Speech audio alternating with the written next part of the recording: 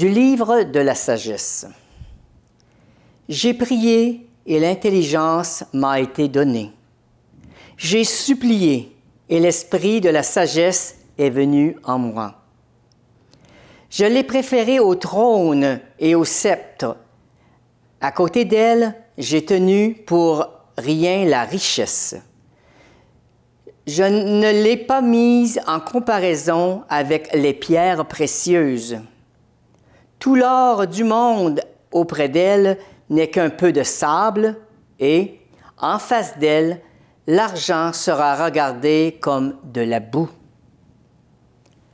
Je l'aimais plus que la santé et que la beauté. Je l'ai choisie de préférence à la lumière parce que sa clarté ne s'éteint pas. Tous les biens me sont venus avec elle et par ses mains, une richesse incalculable. De la lettre aux Hébreux. Elle est vivante, la parole de Dieu, énergique et plus coupante qu'une épée à 2 tranchants. Elle pénètre au plus profond de l'âme, jusqu'aux jointures et jusqu'à la moelle. Elle juge des intentions et des pensées du cœur. Pas une créature n'échappe à ses yeux. Tu es nu devant elle, dominé par son regard. Nous aurons à lui rendre des comptes. L'Évangile du 11 octobre. Jésus se mettait en route quand un homme accourut vers lui, se mit à genoux et lui demanda « Bon maître, que dois-je faire pour avoir en héritage la vie éternelle? » Jésus lui dit « Pourquoi m'appelles-tu bon? Personne n'est bon sinon Dieu seul. Tu connais les commandements? Ne commets pas de meurtre, ne commets pas d'adultère, ne commets pas de vol, ne porte pas de faux témoignages, ne fais pas de tort à personne, honore ton père et ta mère. » L'homme répondit, « Maître, j'ai observé tous ces commandements depuis ma jeunesse. » Posant alors son regard sur lui, Jésus se mit à l'aimer. Il lui dit, « Une chose te manque, va, vends tout ce que tu as, donne-le aux pauvres et tu auras un trésor au ciel. Puis viens et suis-moi. » Mais lui, à ces mots, devint sombre et s'en alla tout triste, car il avait de grands biens. Alors Jésus regarda autour de lui et dit à ses disciples, « Comme il sera difficile à ceux qui possèdent des richesses d'entrer dans le royaume de Dieu. » Les disciples étaient stupéfaits par ces paroles. Mais Jésus reprend, « Mes enfants, comme il est difficile d'entrer dans le royaume de Dieu. Il est plus facile à un chameau de passer par le trou d'une aiguille qu'à un riche d'entrer dans le royaume de Dieu. »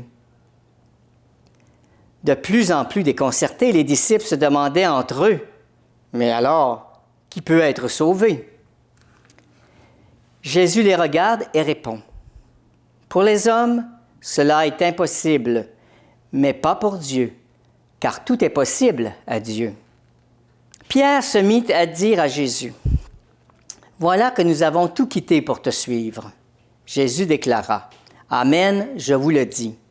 Personne n'aura quitté, à cause de moi et de l'Évangile, une maison, des frères, des sœurs, une mère, un père, des enfants ou une terre, sans qu'ils reçoivent en ce temps déjà le centuple. Maison, frères, sœurs, mères, enfants et terre, avec des persécutions et, dans le monde à venir, la vie éternelle. » Bonjour, je suis le père Olivier de Cagny et je suis curé d'une paroisse au centre de Paris, Saint-Louis-en-l'Île, qui est tout près de la cathédrale, qui a la particularité d'accueillir aussi des séminaristes en formation pour le diocèse de Paris. Ils sont 7 actuellement, habités dans le presbytère, et j'en ai aussi la charge quotidienne. Elle est vivante, la parole de Dieu, on vient de l'entendre. Alors, laissons-la nous toucher, laissons-la nous rejoindre dans notre vie, dans notre vécu, et en particulier cet épisode où Jésus rencontre un homme. On dit parfois qu'il est jeune, peut-être parce qu'il a encore la vie devant lui. On dit surtout, et parce que l'Évangile le dit, qu'il est riche. Alors, il est riche de richesses matérielles, mais nous pouvons être riches de toutes sortes de choses. La question de l'homme riche est intéressante. Bon maître, que dois-je faire pour avoir la vie éternelle ? Déjà, c'est intéressant qu'il cherche la vie éternelle. Ça veut dire que, quand même s'il est très riche, il n'est pas complètement obnubilé par ses richesses. Il cherche aussi autre chose dans la vie. Il ne fonde pas l'absolu de sa vie sur ses richesses. Et donc, que dois-je faire pour avoir la vie éternelle ? Il a bien conscience qu'entre l'entrée dans le royaume, la participation à la vie de Dieu et son agir moral, il y a un lien. Il y a un lien que le pape Saint Jean-Paul II avait d'ailleurs relevé, puisque l'introduction de son encyclique sur la morale était cet évangile. Alors, que dois-je faire pour avoir la vie éternelle ? La question est posée à Jésus, qui déjà a prêché longuement à plusieurs foules, et cet homme sans doute a entendu parler de Jésus et s'interroge lui-même, et interroge Jésus. C'est ça qui est intéressant aussi. Cet homme-là ne fait pas que se poser des questions à lui-même, mais il sait que cet homme, Jésus, peut aussi répondre à ces questions et à cette question en particulier. Il l'appelle bon maître. Maître, on peut le comprendre parce que Jésus est considéré à cette époque par les foules qui viennent le voir ou l'écouter comme quelqu'un qui enseigne. Et c'est très important dans le peuple juif, cette fonction d'enseigner. Il s'agit de transmettre la parole de Dieu, la loi divine, et de montrer et d'expliquer comment elle peut être mise en œuvre concrètement dans la vie. Je pense que c'est aussi, pour beaucoup de chrétiens aujourd'hui, un réel souci. Comment il y a un lien entre la parole de Dieu, que j'entends à la messe, que je médite chez moi en ouvrant la Bible, et puis la vie concrète. Il l'appelle bon maître, soit pour le flatter, soit parce que de fait il considère qu'il est parmi les maîtres, parmi les rabbins qui circulent dans le pays, il est un des bons, un homme qui sait de manière efficace toucher les foules, un homme qui sait aussi dire des bonnes choses, des choses qui font du bien ou qui aident à faire le bien. Et Jésus va relever ce petit mot de bon. La source de toute bonté, la source du bien, c'est Dieu lui-même. Et Jésus va se servir de cet adjectif pour renvoyer cet homme riche à sa propre question et se poser la question d'après. Tu m'appelles bon, mais est-ce que tu sais que Dieu seul est bon ? Et si Dieu seul est bon et que tu m'appelles bon, es-tu prêt à reconnaître que je suis Dieu ? Que je suis l'envoyé de Dieu, que je suis le Fils de Dieu. Alors même si le dialogue ne va pas explicitement jusque-là, il est clair que Jésus veut mettre cet homme en relation non pas avec un bon rabbin qui dit des belles choses, mais avec Dieu lui-même. Dieu qui vit déjà, ou qui parle en tout cas au fond de sa conscience, et Dieu qui est là, présent devant lui, devant cet homme riche, en la personne de Jésus. Jésus lui dit au fond, sais-tu que derrière ta question, il y a la question de la relation à Dieu. Aujourd'hui, on pourrait penser que la morale se définit par le fait que tout le monde, pense que c'est bien. Alors si le monde pense que c'est bien, eh bien j'y vais, je le fais. Je ne me pose pas la question d'après qui est de me demander, est-ce que Dieu qui m'a créé, Dieu qui habite et parle au secret de ma conscience, est-ce que lui, il peut me dire ce qui est bon aussi. Et Jésus donc déplace la question du moral au religieux. Et je trouve ça très intéressant aujourd'hui où on a tendance à voir parfois le religieux comme une question difficile, comme un lieu où vont naître des violences par exemple. Ici c'est tout l'inverse. Jésus plonge cet homme dans la question du religieux, c'est-à-dire de la relation à Dieu, parce qu'il veut lui montrer que dans cette relation à Dieu se joue l'origine, la source, la naissance de ces actes bons. Et Jésus le renvoie à ce qui est bon, à ce qu'il connaît comme bon. Connais-tu les commandements ? Rappelons-nous, les commandements dans la Bible, ce ne sont pas des lois qui s'imposent à nous comme un fardeau, mais c'est un chemin de vie, c'est un chemin qui nous est tracé pour nous indiquer les bornes. Qu'est-ce qui reste dans le bien possible et qu'est-ce qui sort de ce bien ? Et Dieu, qui nous connaît mieux que nous-mêmes et qui connaît sa création, qui connaît ses créatures, est capable de nous dire ce qui est bien. Alors cet homme se voit poser la question, personne n'est bon sinon Dieu seul, tu connais les commandements. Et alors là, ce n'est pas tellement sous forme de question, mais sous forme de provocation, en quelque sorte, au sens gentil du terme, que Jésus lui met les commandements devant les yeux. Il choisit certains commandements d'ailleurs. Il dit d'abord le commandement du meurtre, du non-meurtre, ne commets pas de meurtre, puis ne commets pas d'adultère, ne commets pas de vol, ne porte pas de faux témoignages, ne fais de tort à personne, honore ton père et ta mère. Il prend les commandements vous savez qu'il y en a 10, on appelle ça le décalogue, il prend les commandements 5, 6, 7, 8, 9, 10, et puis il revient au 4e aussi qui concerne l'honneur rendu au père et à la mère, à ses propres parents. Alors, pourquoi ne cite-t-il pas les premiers commandements ? Peut-être parce qu'il vient de les citer implicitement. Pourquoi m'appelles-tu bon ? Rappelle-toi que Dieu seul est bon. Et quel est le premier commandement ? Eh bien, je suis le Seigneur ton Dieu qui t'ai fait monter du pays d'Égypte, de la maison de servitude, d'esclavage.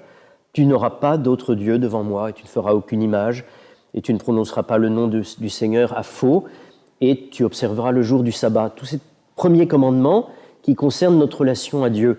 Mais cela, Jésus vient de les mettre en quelque sorte de manière concrète devant cet homme. Souviens-toi que Dieu seul est bon et tu m'appelles bon. Et donc, tu es en train d'entrer dans une relation avec moi qui est la relation de l'homme à Dieu. Maintenant, passons au commandement suivant. Est-ce que tu les observes ? Et Jésus laisse de côté pour l'instant celui de l'honneur rendu aux parents et passe tout de suite au commandement qui concerne notre rapport avec la société au sens large, le meurtre, le vol, l'injustice, le mensonge. Et il le met devant cette responsabilité, devant cette adhésion qu'un bon juif doit avoir envers les commandements. L'homme réfléchit sans doute assez vite, parce qu'il répond assez vite. Maître, là il ne dit plus bon maître.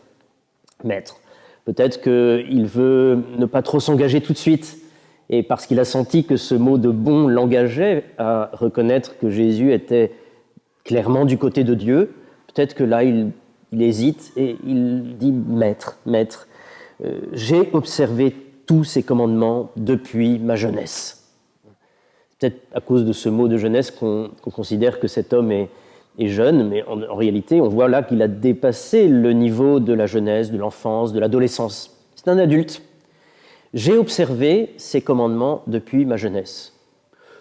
Parfois, quand des gens viennent se confesser, ils disent « Vous savez, je viens me confesser, mais j'ai tué personne. Hein. » Oui, bien sûr. Et le commandement de ne pas tuer, je pense et j'espère et je me réjouis que beaucoup de gens l'observent vraiment. Mais on peut tuer aussi avec sa parole, on peut tuer avec la langue, on peut faire du mal. Et aujourd'hui, d'ailleurs, dans le langage commun, on dit souvent « cette personne m'a blessé », par exemple, alors que parfois on n'a reçu aucune blessure physique. Mais par la parole, on peut faire beaucoup de mal. Bref, cet homme, s'il se situe au niveau des commandements tels qu'ils sont énoncés, peut dire « je n'ai pas tué, je n'ai pas volé », et apparemment tout va bien. Maître, j'ai observé tous ces commandements depuis ma jeunesse. Et ici se passe un événement très, très notable, très marquant de cet évangile, qu'on ne retrouve pas chez les autres évangélistes. Ici, c'est saint Marc, mais saint Matthieu et saint Luc, qui racontent aussi cet épisode, ne parlent pas de cet amour particulier, de ce regard d'amour que Jésus va poser sur cet homme. Le texte nous dit ceci: « Posant alors son regard sur lui, Jésus se mit à l'aimer. » Non pas que Jésus ne l'ait pas aimé avant, bien sûr, mais à ce moment-là, Jésus, pour continuer le dialogue avec cet homme, sait et veut que ça passe par une relation d'amour, d'amitié. Une relation où chacun se sent aimé de l'autre et où peut naître une vraie confiance. Et je pense que dans nos relations humaines, c'est aussi de la même manière que nous pouvons avoir un dialogue fécond. C'est vrai entre personnes, c'est vrai à l'intérieur d'une famille, c'est vrai peut-être même entre ethnies, entre États, entre sociétés ou dans plusieurs couches de la société. Est-ce que j'aime l'autre ? Est-ce que finalement mon désir c'est son bien ? Est-ce que je désire le bien de l'autre ? Voilà. Il me semble que dans pas mal de dialogues, de discussions, de débats, de disputes aussi, il faudrait se poser cette question salutaire. En tout cas, Jésus lui dit clairement une seule chose te manque. une seule chose te manque.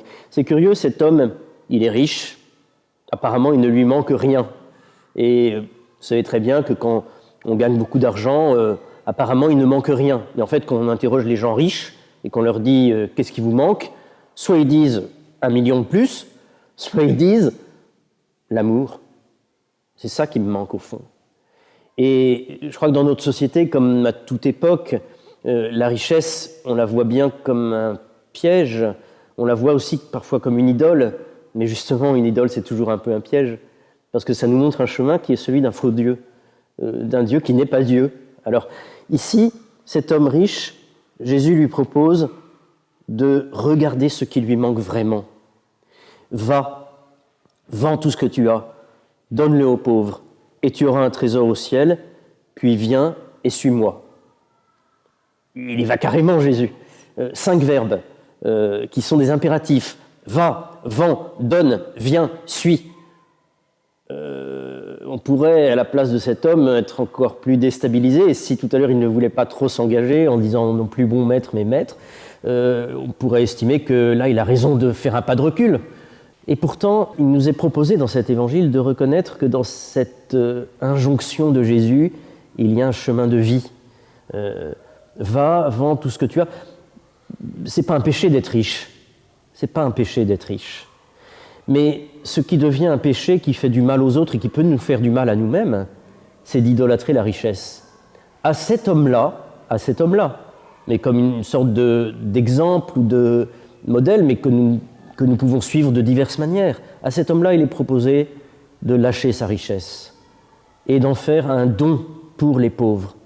C'est une question de justice. On pourrait dire que dans notre société, l'impôt répond en particulier à cette justice élémentaire dans une société.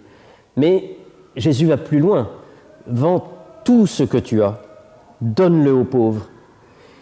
Et ici, il y a une note très importante qu'ajoute Jésus, très importante, parce que si cet homme-là est invité à donner sa richesse aux pauvres, ce n'est pas à la manière d'une dictature communiste, par exemple. Ce n'est pas non plus à la manière d'un idéalisme fou qui consisterait à dilapider et à donner à n'importe qui. Ce n'est pas un fardeau qui s'impose à lui, tout d'un coup, que de donner tout aux pauvres et de se retrouver comme un loqueteux dans les rues, à errer et à ne plus savoir ce qu'il peut faire de sa vie. Ce n'est pas du tout ça qui est demandé à cet homme riche. Va, vends tout ce que tu as, donne-le aux pauvres, et tu auras un trésor dans le ciel. Tu auras un trésor dans le ciel. Et attention, lorsque Jésus dit un trésor dans le ciel, cela ne veut pas dire simplement que tu auras un trésor après ta mort, après la pluie, le beau temps, quoi.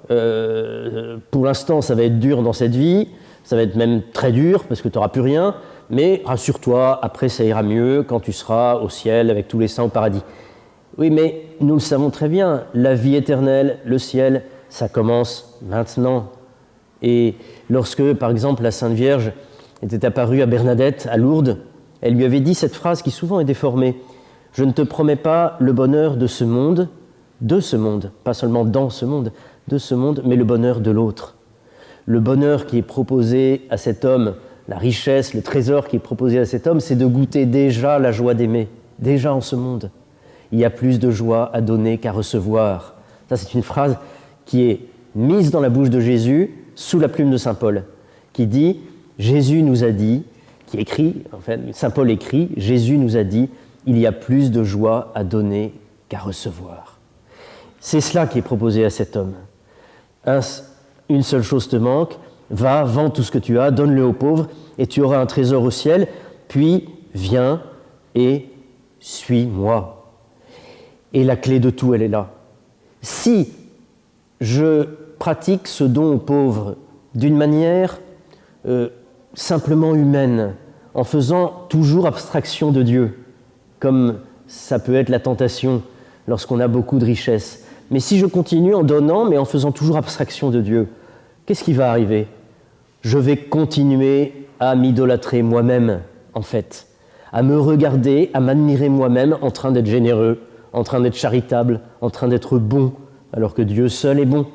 Et si je me considère comme bon contre tous les autres, comme meilleur que tous les autres parce que je donne, parce que je suis généreux, est-ce que je ne vais pas avoir tendance ou tentation de me considérer comme Dieu et donc de m'idolâtrer moi-même et de tomber dans le panneau? Et la seule solution pour ne pas tomber dans ce panneau et dans ce piège, c'est de regarder le Christ. Viens et suis-moi. Car il y a une manière de donner et de se donner soi-même qui appartient au Christ et qui n'appartient qu'à lui et qui est son secret. Comment se donner soi-même? Comment, comme disait Thérèse de Lisieux, comment aimer sinon en donnant tout et en se donnant soi-même? C'est ce que sainte Thérèse de Lisieux disait pour définir l'amour. Aimer, c'est tout donner et se donner soi-même. Et comment se donner soi-même en donnant aux autres? On n'a pas besoin de donner forcément beaucoup d'argent. On peut donner aussi du temps, de l'attention, un sourire, une question bienveillante, un petit coup de main. Et de cette manière, on apprend à aimer en se donnant soi-même. Viens et suis-moi, dit Jésus à cet homme, parce qu'en me suivant, tu vas apprendre de moi comment on se donne soi-même et comment c'est la source d'une vraie joie et d'un vrai bonheur et d'un vrai trésor, en fait. Et jusqu'à la croix, Jésus montre cet exemple, et d'une manière sublime sur la croix, où il se donne, où il donne sa vie pour nous qui sommes des pauvres pécheurs. Oui, nous sommes pauvres, même si nous sommes riches matériellement. Nous sommes des pauvres pécheurs, on n'arrête pas de le dire dans « Je vous salue Marie », prie pour nous pauvres pécheurs. Eh bien, nous sommes pauvres, et nous avons besoin que le Christ nous comble de ce trésor qu'il a en lui, qui est son pardon, sa miséricorde et sa grâce. Et nous sommes invités, nous aussi, à donner, à nous donner nous-mêmes. L'homme riche a certes peut-être observé tous les commandements depuis sa naissance, mais il n'avait peut-être pas vu que les premiers commandements de l'amour de Dieu exclusif, du fait de ne pas utiliser le nom de Dieu à faux et de sanctifier le jour du sabbat, ces commandements-là, il peut les observer en suivant Jésus, en donnant son temps pour suivre Jésus. Et le sabbat, c'est ça, le commandement du sabbat, donner son temps pour Dieu, donner le temps à Dieu, de laisser être Dieu dans ma vie, de le laisser agir dans ma vie, vraiment, profondément. Et c'est ce que fait cet homme, c'est ce que pourrait faire, aurait pu faire cet homme s'il avait accepté effectivement de donner tout, de livrer son argent, de livrer ses richesses et de suivre Jésus. Il n'aurait pas été simplement quelqu'un qui observe les commandements 4, 5, 6, 7, 8, 9, 10, mais il aurait observé aussi les premiers, c'est-à-dire qu'il aurait suivi Dieu et Dieu seul en suivant Jésus. Il n'aurait pas utilisé le nom de Dieu à faux, parce que, ayant nommé Dieu bon maître, il aurait vérifié qu'il était bon avec lui et qu'il le comblerait de sa grâce et de son trésor. Et puis, pour sanctifier le jour du sabbat, eh bien, il aurait accompagné Jésus, qui est toujours aux affaires de son Père, qui est toujours en train de sanctifier le monde. Et donc, il aurait participé à cette sanctification du monde en acceptant lui-même d'être sanctifié dans cette suite de Jésus. Et cet homme riche, il aurait reçu aussi la manière d'observer les autres commandements d'une manière encore plus extraordinaire. « Honore ton père et ta mère », dit le 4e commandement. Eh bien, il va lui être proposé, comme il sera proposé à Pierre dans la suite de cet évangile, de recevoir plein de frères, plein de pères, pas plein de pères, un seul père, mais de recevoir au centuple à ceux qui auront tout quitté pour suivre Jésus. C'est la question de Pierre qui suit, Pierre qui est toujours intéressé à comprendre, à mieux saisir ce qui se passe, parfois de manière maladroite, mais parfois aussi avec beaucoup de justesse. Et c'est là qu'il nous rejoint, nous aussi, nous qui sommes parfois si maladroits dans la prière, dans la foi, dans la relation aux autres. Bien voilà que Jésus propose à Pierre un chemin et une vérité, une révélation extraordinaire. Pierre demande « Comment peut-on être sauvé ? Qui peut être sauvé ?» Les disciples demandent cela. Qui peut être sauvé ? Parce que Jésus, après que cet homme riche a renoncé à obéir à Jésus, Jésus dit comme il est difficile à un homme riche d'entrer dans le royaume de Dieu. Jésus va expliquer un peu aux disciples. Au lieu de leur dire si on peut être sauvé, même on peut s'arranger, on peut finalement, Dieu va passer sur vos faiblesses, il va s'arranger, il vous fera entrer quand même dans le royaume, même si vous renoncez pas à idolâtrer vos richesses. Non. Jésus accepte l'objection des disciples. C'est vrai, c'est pas possible. Oh, c'est pas possible. Mais alors, aux hommes, c'est impossible. À Dieu, tout est possible. Et c'est là que nous retrouvons cette clé qui permet d'ouvrir le chemin de la vie morale en l'ouvrant sur un vrai bien et sur une vraie joie. C'est de suivre le Christ. C'est de mettre ses pas dans les pas du Christ et c'est d'accepter que tout soit possible pour Dieu, avec moi, en moi, par nous, parce que c'est toujours un nous dont nous parlons lorsqu'on parle de la vie chrétienne.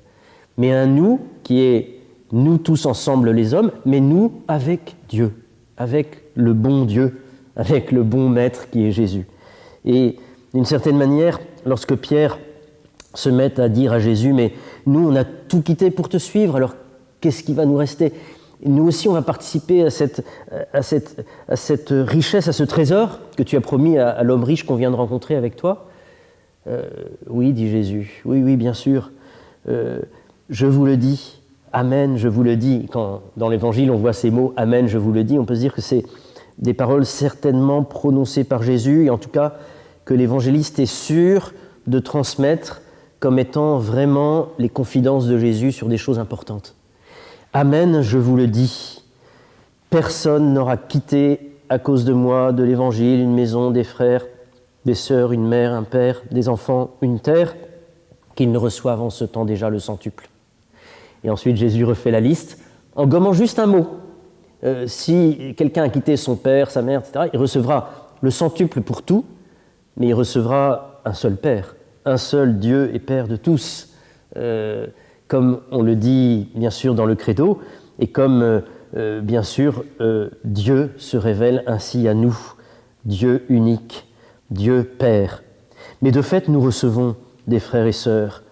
La suite du Christ donne au centuple tout homme devient mon frère lorsque je suis le Christ. Je reçois un Père des cieux, je reçois une mère, ou même peut-être des mères, Marie, l'Église, ma communauté, et puis des personnes qui peut-être m'enfantent ou aident à m'enfanter à la vie de la grâce. Par exemple, des personnes qui m'ont fait le catéchisme, des personnes qui m'ont remis sur le chemin de l'Église ou de Dieu.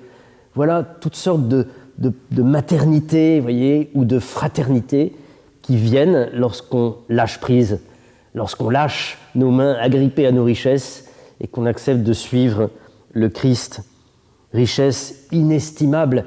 Même Salomon, dans la première lecture qu'on a entendue, reconnaît, lui, le riche roi puissant, tel qu'il est présenté dans la Bible, en tout cas, et qui fait cette magnifique prière où il demande la richesse qui est l'esprit de la sagesse de Dieu, c'est-à-dire cette capacité que Dieu a de conduire le monde vers son vrai bien, vers son vrai bonheur. C'est ça la sagesse divine.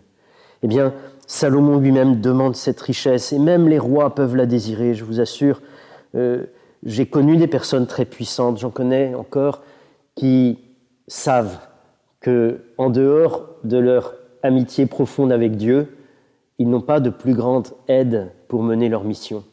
Même si parfois ils taisent cette relation à Dieu par discrétion, par respect des autres, mais souvent, je connais des gens qui ont une grande puissance dans la société, mais qui s'appuient sur Dieu, qui prient tous les jours, par exemple. Eh bien voilà cette capacité qui nous est donnée en suivant le Christ, en suivant Dieu, de recevoir un trésor et de le partager. On reçoit aussi des enfants au centuple. Ça ne veut pas dire que, par exemple, moi, comme prêtre qui ai renoncé au mariage, je considère que tous les enfants du catéchisme sont mes enfants, pas du tout. Ils sont bien les enfants de leurs parents. Mais lorsque on voit Jésus dans cet évangile, juste avant cet épisode, qui prend dans ses bras les enfants et qui les bénit en leur mettant la main sur le front, on peut considérer que en la personne de Jésus et donc en la personne de l'Église aujourd'hui, il y a une multitude d'enfants qui sont bénis par Dieu. Et donc on reçoit aussi cette paternité, filiation, cette fraternité lorsque on se donne à Dieu, lorsqu'on suit le Christ. Alors pour conclure, je voudrais dire, oui, la parole de Dieu, elle est tranchante. Elle juge au plus profond les intentions et les pensées du cœur. Elle juge, non pas au sens où elle nous condamne, mais elle révèle ce qui est juste en nous. Elle révèle ce qui nous manque pour être tout à fait juste, c'est-à-dire pour être ajusté au projet de Dieu, qui est toujours un projet pour nous de bonheur et d'amour.